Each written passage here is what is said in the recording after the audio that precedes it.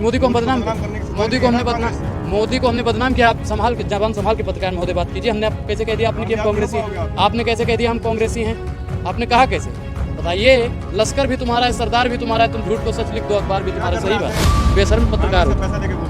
अच्छा, आप भारतीय जनता पार्टी की दलाली करने के लिए यहाँ आते हो? आप भारतीय जनता पार्टी की दलाली करते हो? भारतीय जनता पार्टी के प्रवक्ता हो इतनी मिर्ची तो भारतीय जनता पार्टी के समर्थकों और उनके पत्रकारों को और उनके प्रवक्ताओं को नहीं लग रही होगी जितना आपको लग रही है। चुल्लू भर पानी में डूब के मर जाना चाहिए। चुल्लू सच्चाई दिखाती है, सच्चाई दिखाती है। आप जैसे कुछ पत्रकार हैं जो कहते हैं सच्चाई दिखाना पाप है, मोदी हमारा बाप है, ऐसे ही पत्रकार होते हैं जो कहते हैं। जब आप लोग भी पढ़े होंगे पहले क्या था, जॉनी जॉनी यस पापा, अब क्या हो गया है? मोदी मोदी यस पापा, 15 लाख है नो पापा, गंगा साफ हुई नो पापा, जुमला जीवी। हाँ हाँ हाँ, अब सिर्फ और सिर्फ प्रधानमंत्री जी जुमला जीवी हो गए। नहीं हो पाएगा, कुछ भी नहीं हो पाएगा। देखिए, मैं आखंडी और पाखंडी का आप बात मत कीजिए। ए भैया पत्रकार महोदय, बेहिसाब हसरते ना पालिए, जो मिल गया है उसे संभालिए। ये आपके हाथ में माइक है ना, उसी को संभालिए। फर्जी चीज करने की जरूरत। मोदी हिंदू राष्ट्र की बात हो रही है। देखिए, हिंदू राष्ट्र बनेगा ना उसी दिन देश का बेड़ा गर्क होगा। और हिंदू राष्ट्र आप बनाइए तो क्या जो हिंदू हैं आज यहाँ पे 80%, क्या उनको तेल सस्ता मिल रहा है, रिफाइंड सस्ता मिल रही है? क्या मोदी को ही? अरे भैया वो अंधभक्त हैं, अंधभक्त हैं, उनको अंधभक्त कहते हैं। देखिए, तख्त बदल देंगे, जज्बात बदल देंगे। अगर प्रधानमंत्री जी महंगाई, बेरोजगारी, किसान, जवान और संविधान की बात नहीं की तो 24 सरकार बिल्कुल। अरे आप संबित पात्रा को हरा पाइएगा।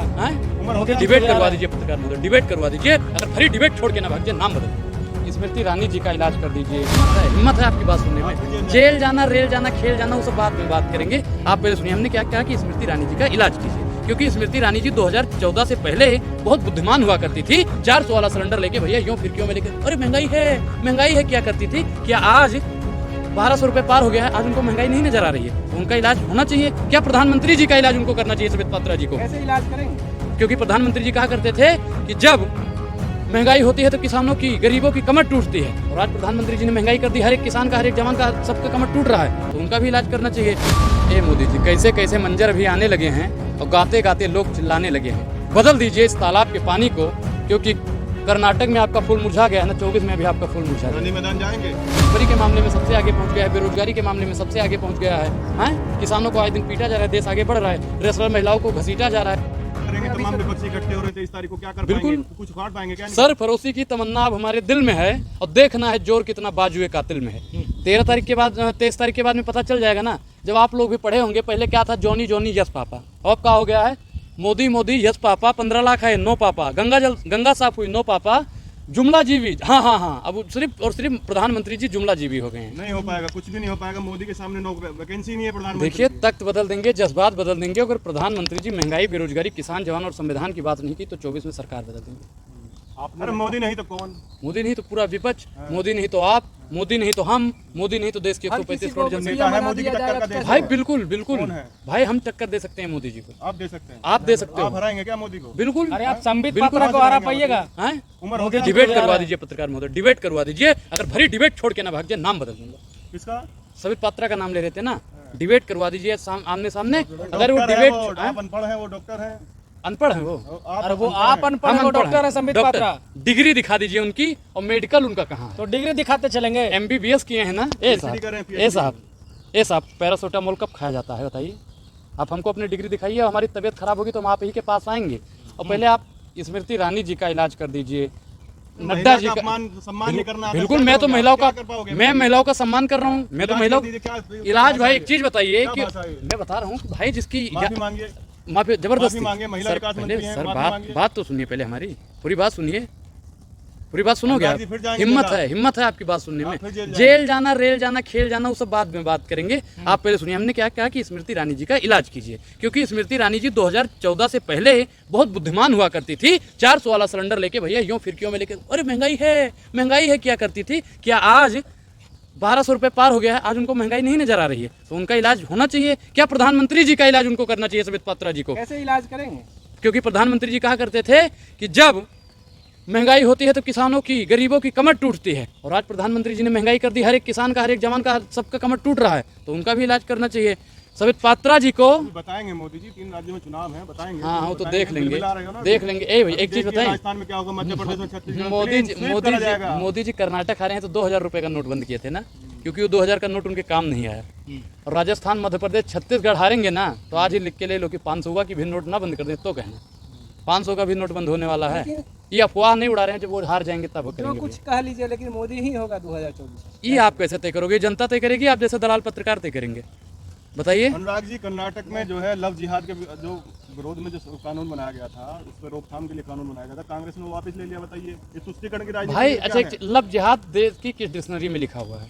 मुसलमानों की कौन सी किताब में लव जिहाद लिखा हुआ है? भारतीय जनता पार्टी एक प्रोपेगेंडा के तहत लव जिहाद ला रही है। लव जिहाद क्या है, कोई बता पाएगा? भाई इसमें कोई मुसलमान पत्रकार है? कोई नहीं है, तो किसी को पता ही नहीं। कोई भाई देख रहा होगा तो लव जिहाद का क्या मतलब होता है, हमको बताइएगा। आपको भी 72 हुरों के पास जाना है क्या? नहीं, 72 हुरों के पास क्यों? मैं तो भाई सनातनी हूँ, मैं तो जहाँ ले जाएंगे, जहाँ ले चलोगे वहीं मैं चलूंगा। 72 हुरों की बात हो रही है देश में।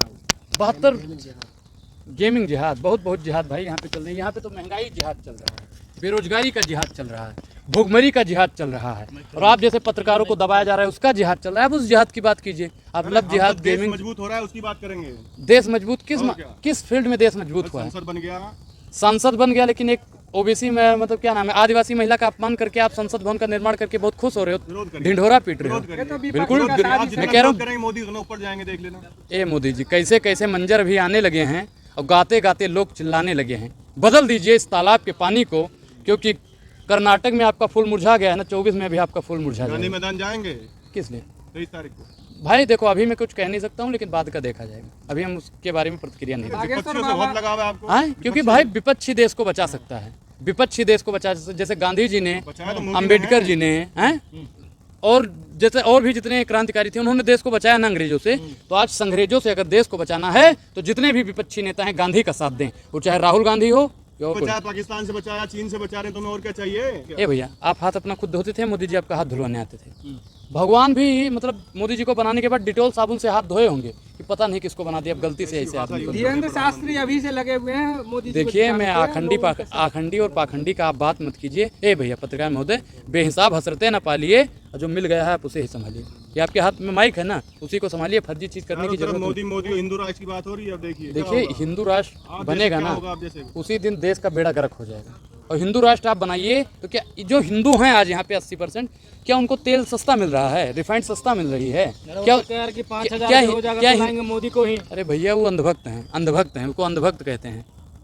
वो अरे कच्चा आप पढ़- चावल का सर्टिफिकेट आप बांटिएगा। देश देख लो कहाँ पहुंच गया है आज। देश हमको पता है हमको, भुखमरी के मामले में सबसे आगे पहुंच गया है, बेरोजगारी के मामले में सबसे आगे पहुंच गया है। हैं, किसानों को आए दिन पीटा जा रहा है, देश आगे बढ़ रहा है, रेसलर महिलाओं को घसीटा जा रहा है। देश वाकई में मोदी को मोदी को हम बदनाम करने की मोदी को हमने सुपारी बदनाम दी है ना मोदी को हमने बदनाम किया। आप संभाल के, जबान संभाल के पत्रकार महोदय बात कीजिए। हमने आप कैसे कह दिया आपने कि हम कामयाब नहीं कांग्रेसी? हो पाओगे आप। आपने कैसे कह दिया हम कांग्रेसी हैं? आपने कहा कैसे? बताइए। लश्कर भी तुम्हारा है, सरदार भी तुम्हारा है, तुम झूठ को सच लिख दो, अखबार भी क्या तुम्हारा। कर सही रहे बात। हैं रोज रोज मुख्यालय में, कांग्रेस मुख्यालय में? ये कौन सा कांग्रेस मुख्यालय, कौन सा क्या है और क्या है? ये कांग्रेस मुख्यालय? फर्जी बात मत कीजिए। जितनी भी सरकारी बिल्डिंगें होती हैं ना, सबकी दीवार ऐसे ही होती है। अब आप इसको कांग्रेस मुख्यालय कैसे घोषित कर रहे हो? बेशर्म पत्रकार हो कांग्रेस का तुम। पैसा लेके बोलते हो। अच्छा, आप भारतीय जनता पार्टी की दलाली करने के लिए यहाँ आते हो? पैसा लेकर आप भारतीय जनता पार्टी की दलाली करते हो, भारतीय जनता पार्टी के प्रवक्ता हो। इतनी मिर्ची तो भारतीय जनता पार्टी के समर्थकों और उनके पत्रकारों को और उनके प्रवक्ताओं को नहीं लग रही होगी जितना आपको लग रही है। चुल्लू भर पानी में डूब के मर जाना चाहिए। चुल्लू झूठ नहीं बोलती है। सच्चाई दिखाती है, सच्चाई दिखाती है। आप जैसे ही कुछ पत्रकार हैं जो कहते हैं सच्चाई दिखाना पाप है, मोदी हमारा बाप है, ऐसे ही पत्रकार होते हैं जो कहते हैं।